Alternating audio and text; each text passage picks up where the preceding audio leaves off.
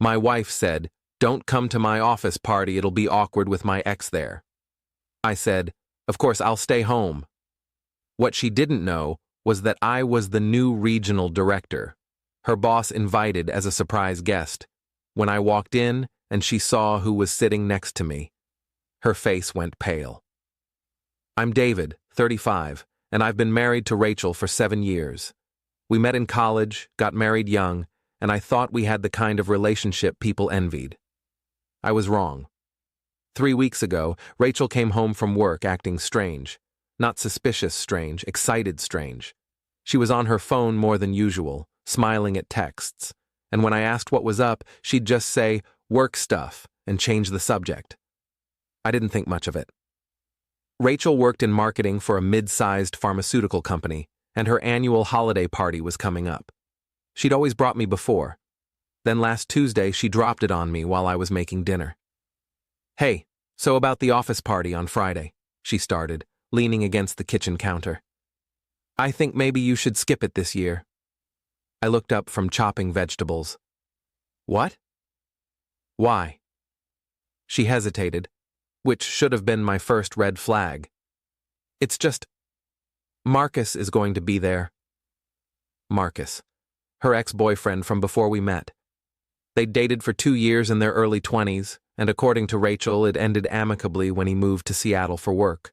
I'd never met the guy, never even seen a picture. "Okay," I said slowly. And I just think it would be awkward. You know how exes at work events can be. I don't want any weird tension ruining the night. It's better if I just go, have a drink with the team, and come home early. Something in her tone bothered me, but I couldn't place it. "Rachel, we've been married 7 years. Why would I care about some guy you dated over a decade ago?" "You wouldn't, but he might. He's been acting kind of, I don't know, nostalgic lately. Asking about my life, commenting on old photos on LinkedIn. I just want to avoid drama." I set down the knife. "If he's making you uncomfortable, maybe you should report it to HR. "It's not that serious," she said quickly. "I just think it's easier if you're not there." "Please, David, just this once." I agreed. Like an idiot, I agreed, because I trusted her. Because in 7 years of marriage, she'd never given me a reason not to. What Rachel didn't know was that 2 months earlier, I'd been quietly headhunted for a regional director position at her company. The offer came through a recruiter, and I'd gone through 3 rounds of interviews with corporate, not the local office where Rachel worked. I'd accepted the position and was scheduled to start the Monday after the holiday party. The CEO himself had invited me to the party as a surprise introduction to the regional staff, including Rachel's department. I hadn't told Rachel yet because I wanted to surprise her. I thought she'd be thrilled. I should mention, I'd been working remotely for a tech consulting firm for the past 4 years, so Rachel had no idea what my day-to-day looked like anymore. She knew I was interviewing for local positions, but I'd kept the details vague because the job market had been tough and I didn't want to get her hopes up. Friday night arrived. Rachel spent 2 hours getting ready, which wasn't unusual for her, but she was more meticulous than normal. She wore a black dress I'd never seen before, not inappropriate, but definitely more form-fitting than her usual work attire. She kissed me goodbye, told me not to wait up, and left. I waited an hour, then got dressed myself. I'd kept the whole regional director thing completely under wraps, even from our friends. The CEO had sent a car for me, and I arrived at the hotel venue around 8:30. The party was in full swing when I walked in. The CEO, Richard Chen, spotted me immediately and waved me over to the executive table. That's when I saw him, Marcus, sitting right next to where Richard was gesturing for me to sit. Richard introduced us, explaining that Marcus was the new VP of Sales, just promoted last month after relocating back from Seattle. Marcus shook my hand, completely unaware of who I was. Why would he be? Rachel and I had different last names. She'd kept her maiden name for professional reasons. "David's going to be our new regional director for operations," Richard announced to the table. "Starts Monday. Thought it would be good for him to meet everyone tonight. Marcus smiled. Great to have you, man. You're going to love the team here. Really solid people. I made small talk while scanning the room for Rachel. I spotted her near the bar with a group of coworkers, laughing at something someone said. She hadn't seen me yet. Then Marcus's phone buzzed. He glanced at it and smiled, before typing a response. Something about the way he did it made my stomach turn. Your wife here tonight? Richard asked Marcus casually. Divorced, actually, Marcus said. 2 years now, but I'm working on something promising. He glanced toward the bar and I followed his gaze, straight to Rachel. My blood went cold.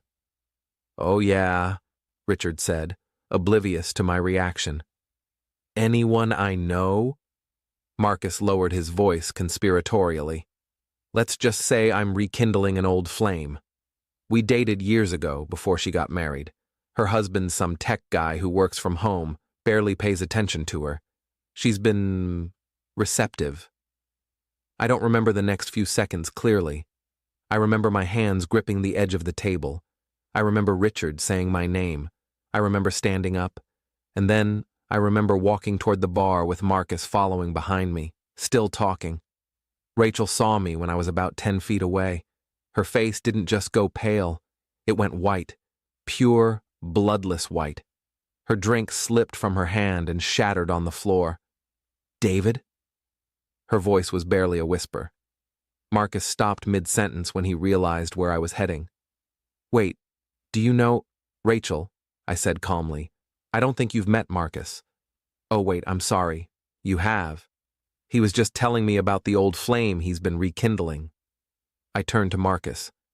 The married one, with the tech husband who works from home. I watched the realization hit Marcus like a truck. His eyes went wide, flicking between Rachel and me. No, he said. No, you're David? Regional Director David, I clarified. Your new boss's new boss, actually, starting Monday. Rachel's co-workers had gone silent, forming an accidental circle around us. Someone had turned down the music. David, please, Rachel started, reaching for my arm. It's not what you think. Really? I pulled out my phone and opened it to our text thread. Because you told me to stay home so it wouldn't be awkward with your ex. But Marcus here just told me you've been receptive to his advances. Which one of you wants to fill in the blanks? Marcus held up his hands. Look, man, she told me the marriage was basically over. That you two were living separate lives and she was planning to leave. I looked at Rachel. Is that what you told him? Her silence was answer enough. We've been texting for 6 weeks, Marcus continued, apparently deciding honesty was his best play now. Since I got back to town. She said you didn't pay attention to her anymore, that you were always working, that she felt alone. 6 weeks, I repeated. So right around the time I told you I was interviewing for local positions because I wanted to be more present in our marriage. Rachel's eyes filled with tears. David, I'm sorry. I didn't mean for... We haven't actually done anything. It was just talking, just texting. I pulled up my phone again and called our cell phone carrier's customer service line. Put it on speaker right there. I need to add a line to my account for detailed text message records, I told the representative. All messages from my wife's number for the past 2 months. Rachel lunged for my phone. I stepped back. Sir, I can process that request, but it will take 3 to 5 business days, the representative said. That's fine. Please send them to the email on file. I hung up. Update 1. I didn't stay for the rest of the party. I told Richard I had a family emergency and would explain Monday. He looked concerned but nodded. As I left, I could hear Rachel calling after me, but I didn't turn around. I drove to our house, packed a bag, and went to my brother's place across town. He and his wife let me crash in their guest room without asking too many questions that night. Saturday morning, the text records came through. Apparently, I have a premium account, and they expedited it. I spent 3 hours reading through everything. It was worse than I thought. They hadn't slept together yet, but they'd planned to. Next weekend, in fact. Marcus had booked a hotel room. Rachel had told him she'd tell me she was at a work conference. The messages were explicit about what they wanted to do. There were also messages about me. Rachel complaining that I was boring, that I'd let myself go. I'd gained maybe 10 pounds, that I was more interested in video games than her. The video game thing stung because I'd taken up gaming on weekends specifically to give her space. She told me she needed alone time to decompress from work. There were also messages about finances. Rachel telling Marcus that I made good money but didn't like to spend it on experiences. Marcus promising to take her places, show her excitement. I'd been saving for a down payment on a bigger house. She knew this. We'd talked about starting a family next year. I forwarded the entire PDF to my email and my lawyer's email. Yes, I already had a lawyer. I'd called one Friday night. Sunday afternoon, Rachel showed up at my brother's house. My sister-in-law answered the door and told her I didn't want to see her. Rachel broke down crying on the porch, saying it was all a mistake, that she'd been confused, that she loved me. My brother went outside and told her to leave or he'd call the police. Monday morning, I showed up to my first day as regional director. HR had already heard about Friday night. Corporate moves fast when executives are involved. Marcus had been placed on administrative leave pending an investigation into workplace conduct. Apparently pursuing a co-worker's spouse violated some ethics clauses, especially when it involved a superior and subordinate, which we technically were now. Rachel had called in sick. Richard pulled me aside before the morning meeting. "I'm sorry about all this, David. If I'd known, you couldn't have," I said, "but I appreciate the support. For what it's worth, we're documenting everything. This isn't the kind of culture we tolerate." The department meeting was awkward. Everyone knew. Small office gossip moves at light speed. But people were professional, and we focused on Q4 goals and the transition plan. Update 2. By Tuesday, Rachel had blown up my phone with over 100 messages.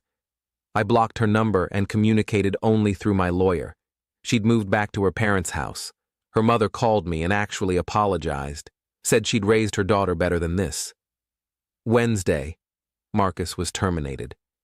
Not because of the affair exactly, but because during the investigation, they found he'd been falsifying expense reports and billing personal travel to corporate.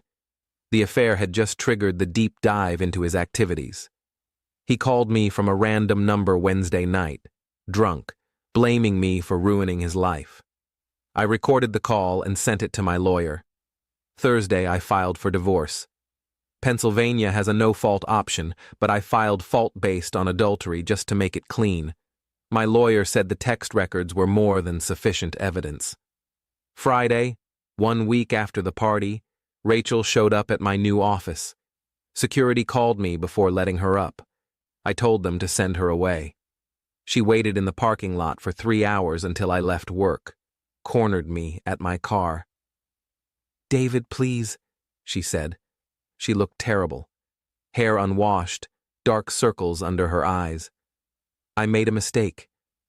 I was flattered by the attention. I felt invisible in our marriage, and Marcus made me feel seen.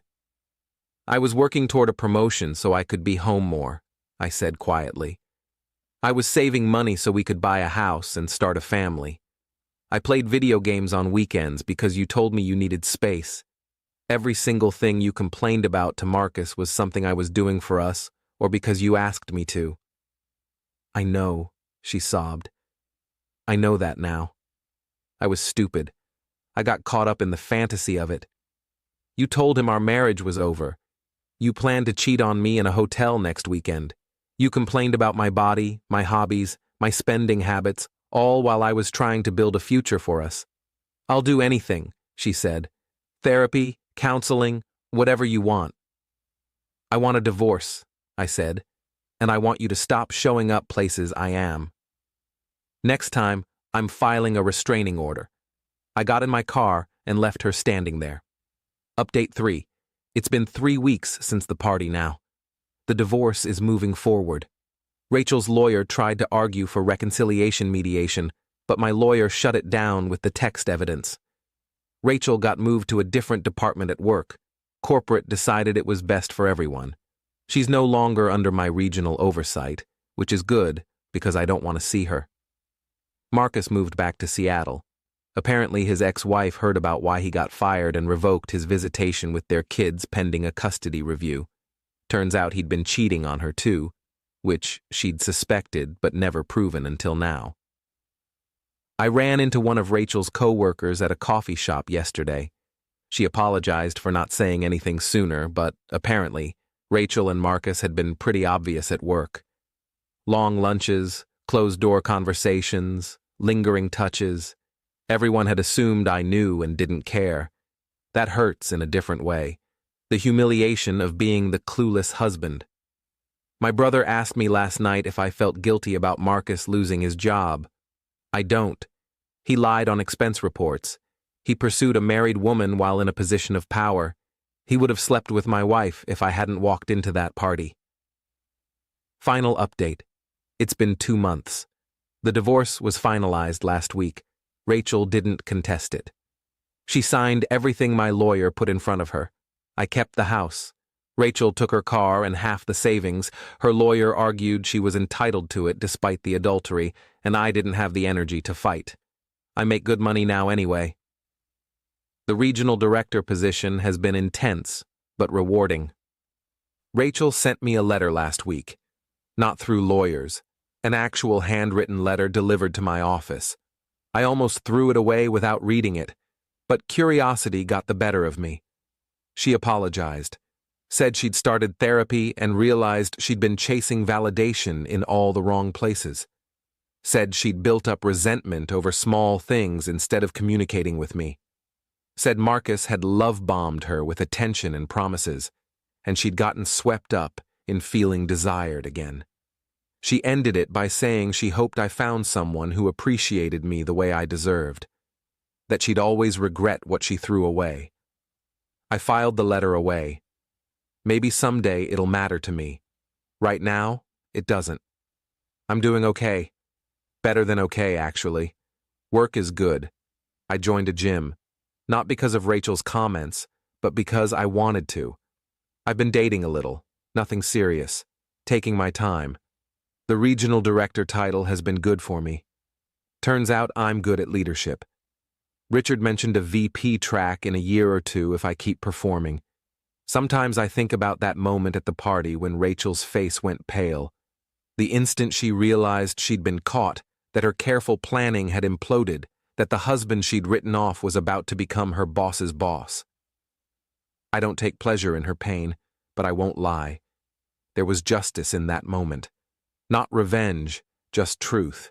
She'd built this elaborate lie, and it collapsed in the worst possible way. I'm not bitter. I'm just done. Edit 1. A lot of people have asked if I knew something was wrong before the party. Honestly, no. Rachel was a good liar. The only thing that seemed off was her being on her phone more, but she worked in marketing. She was always on her phone. Edit 2. To answer the question about whether the job offer was real, or if I took it just to catch her, it was completely real. The timing was pure coincidence. I'd been interviewing for 2 months before they made the offer. I had no idea about Marcus until that night. Edit 3. Marcus tried to add me on LinkedIn last week. I declined.